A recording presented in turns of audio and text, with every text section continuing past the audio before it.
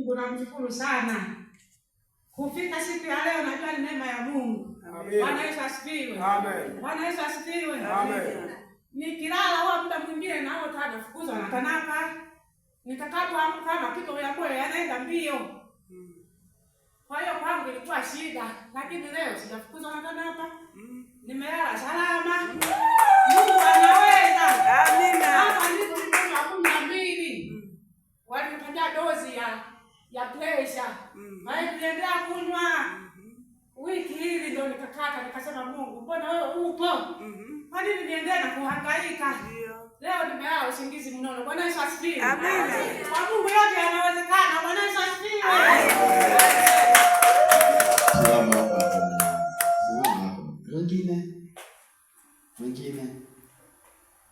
Bwana Yesu asifiwe. Amen. Kama tuapumuka alipokufanyia Mungu hata kama ni kidogo, njoo mshuhudie Mungu.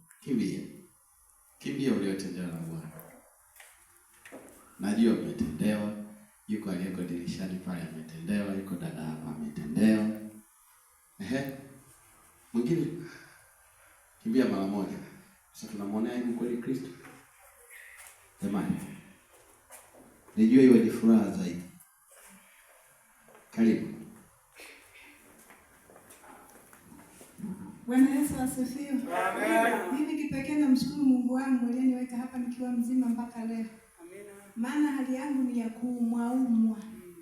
Hapa nilipo mwezi wa 3. Nimeagiza dozi mjini ya 500. Nimekunywa nimeimaliza, lakini nilikuwa bado nasumbuliwa.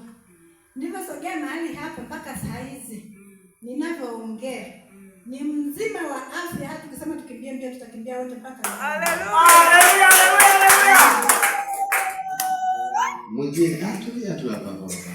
Mwingine na mtu ana ushuhuda ila anajiuliza. Hebu njoo mshuhudie Bwana.